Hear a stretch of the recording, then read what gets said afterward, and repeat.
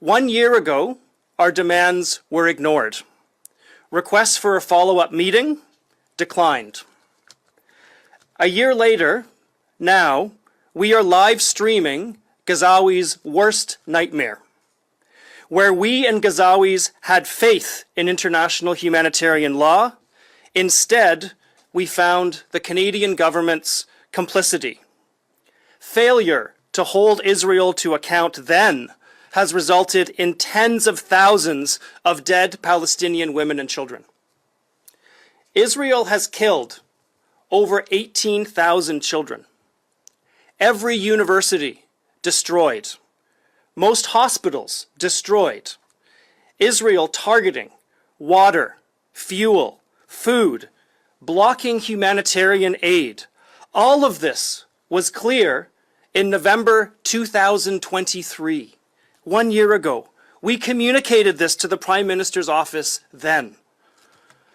I stand before you today, one of 25 Canadian healthcare workers who've been to Gaza during the genocide.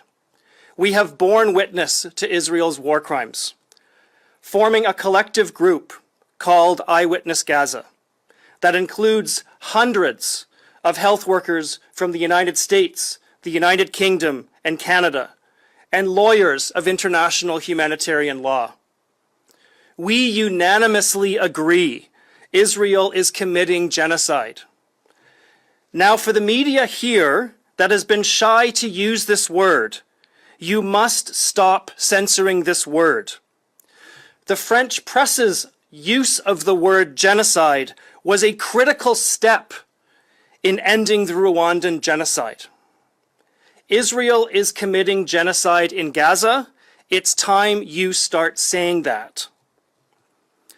In August of this year, we sent a letter warning the Canadian government of the cost of their inaction, demanding immediate action to lift the Israeli blockade on humanitarian aid, to urge for unrestricted access of medical and surgical supplies to Gaza, to enact a full two-way arms embargo, and to comply with the decisions of the International Court of Justice and ICC.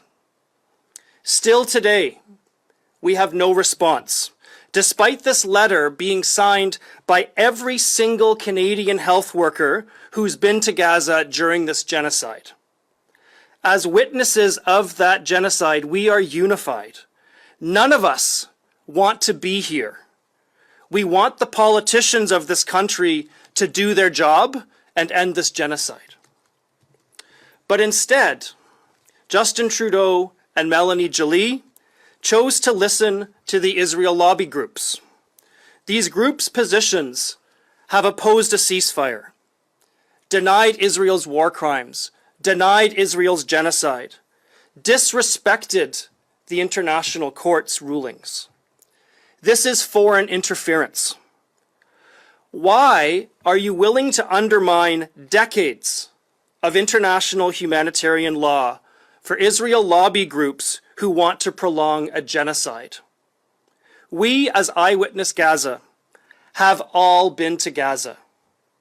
We know what we saw.